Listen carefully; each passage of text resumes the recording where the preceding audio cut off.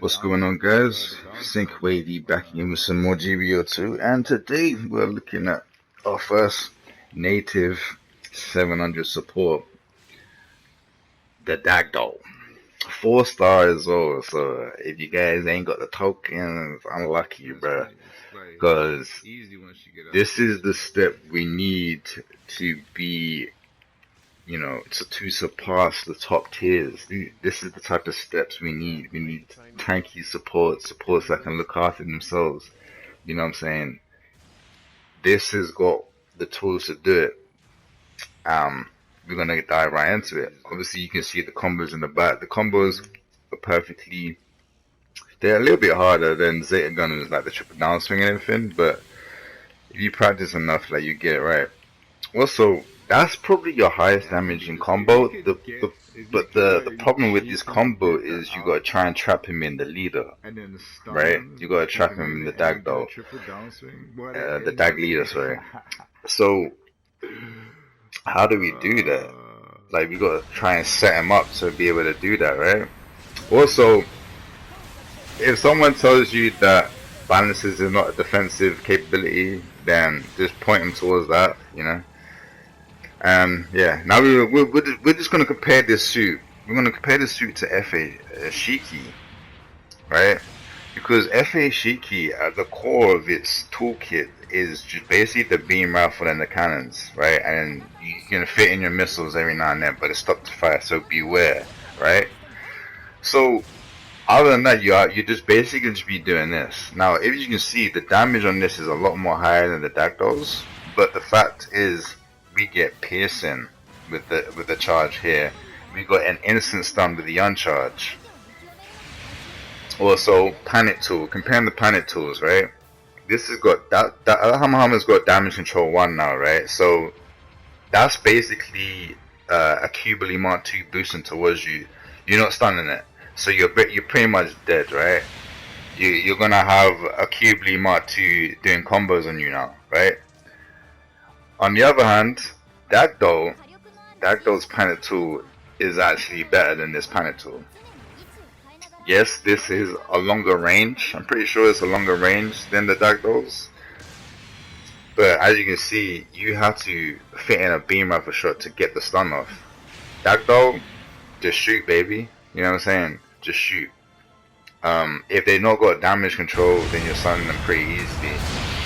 Here is the setup. As you can see, I made him dodge roll. He's panicked,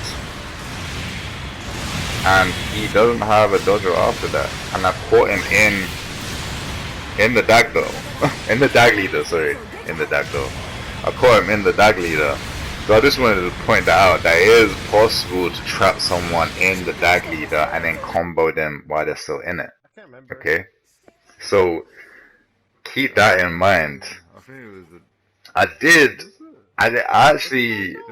actually had a clip where I did actually do it like clean, like it was clean. Like, I shot the dude, shot the Dagdoll, and I stunned him again, and then went into the combo while he was still in the dag leader.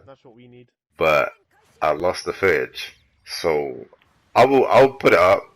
I'll do it again. Obviously, it's not that hard to do.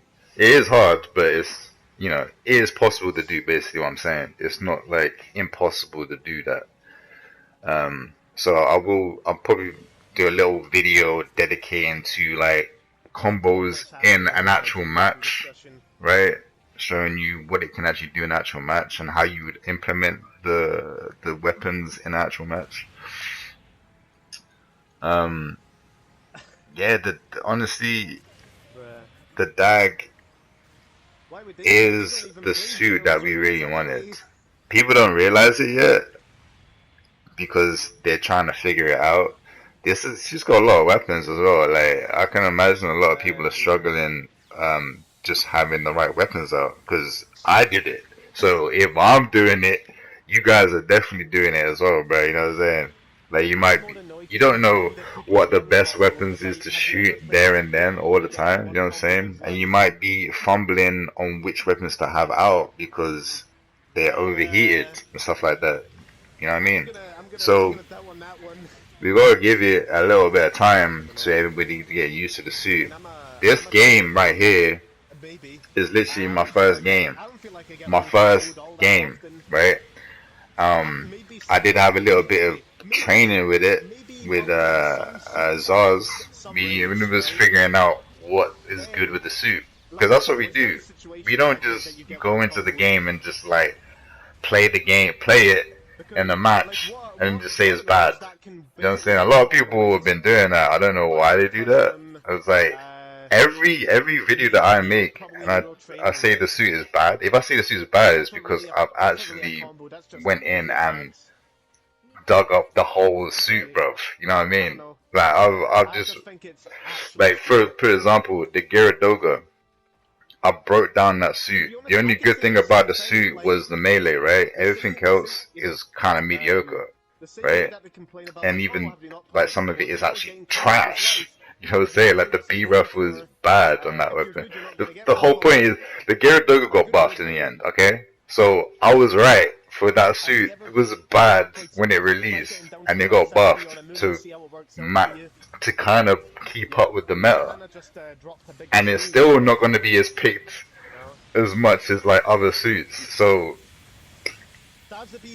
listen to who you want to listen to, obviously. But I've been right like pretty much every time. Like not even to blow my own trumpet, I've been pretty much right every time when it comes to the C1. People was crying about C1. Like, oh, I don't have shock dampeners. Like, how can it be the best? This the best. Like, what happened to it? It became the best. You know what I'm saying? So yeah, it might take a little bit of time to figure out what is good and what is bad, but it don't really take me that long to figure out what is good and what is bad, because I compare it to the closest suit, right? This closest suit to it is the FA Shiki, and if you think it isn't, then we're not playing the same game. FA Shiki has the same base kit, basically. The beam rifle with the cannons. This, it doesn't have a cannon, but it has the shield. That's basically your cannon. It readies up slower than your main beam rifle. So you kind of, that's basically your cannon. That's basically your follow-up. Vice versa too. You know, you can start with that and then shoot the beam rifle. And we got both instant stuns. So with that alone, those two weapons, having them both insta-stun is automatically better than FA Shiki's. Automatically. It's automatically better. Just because it does less damage doesn't mean nothing. This has got more damage in other areas. Okay? So, now we break it down even further. What does the FA Shiki... What else does the FA Shiki have in common with the Dagdo? Tankiness. Why is the FA Shiki in Japan regarded... They actually like the FA Shiki over the C1. Japan. In the international, we prefer the C1 over the FA Shiki. Okay? But some people do say that, you know, they're pretty much equal in strengths if you really think about it. Okay? But I still think that C1 is a lot better because it's a little bit more versatile in my opinion. So, but now if you bring it back to when I first talked about the FA Shiki, yeah, I might even link that video. I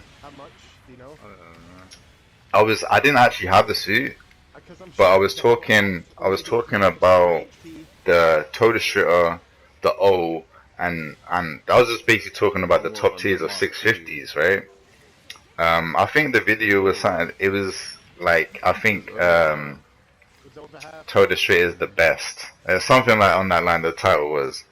I'll try and get it. I'll try to link it or something. Like at the moment, my computer is not really in a good condition to be able to do that. But basically, I said the FA Shiki would have been better than the C1 if the FA Shiki had balances. Well, guess what, guys? The Dark Doll is a FA Shiki with balances.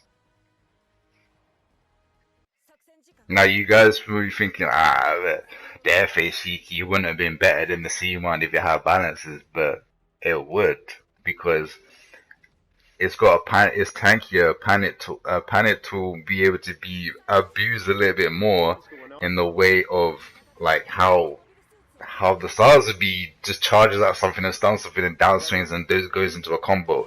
We would be able to do that with a support, guys. Okay? Now, with the Dagdo is that suit. We're able to do that stuff with the Dagdo. Right? And we have a little bit more options than FH Shiki. We have new Gundam Vulcans. Yeah, they don't have the same ammo, but stun value wise, they're basically new Gundam Vulcans. For those that you don't know, new Gundam Vulcans are the best Vulcans in the game.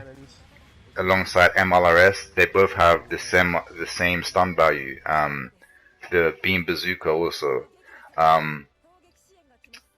So if you take that into account, it's got that. It's got the funnels, which is instant stun. Well, it doesn't instant stun. It's accumulated, but if it all hits you, it's basically like surround funnels, where they stun immediately. So even if you don't stun immediately with them, combine them with your Vulcans, you're gonna get a stun pretty fast. So make sure you combo those two weapons together, you know. Like, you don't really see me do it in this video because I'm still learning the suit. But, you know, I'm telling you now, right? So this is the information that I know now. Also, the Dag Leader is the key to doing crazy amounts of damage with the suit. Okay? So think of the Dag Leader as a trap. As you can see, the Sync-WaVey was getting melted in my Dag Leader. You know, like, use it like how I'm using it here. You try to trap people in it and then combo them into it. You have enough stuns to be able to do that. It's just a little bit tricky on trying to keep them in the radius, right? That's the skill cap. So learn it. And that's the game, and I'll catch you guys in the next one. God bless.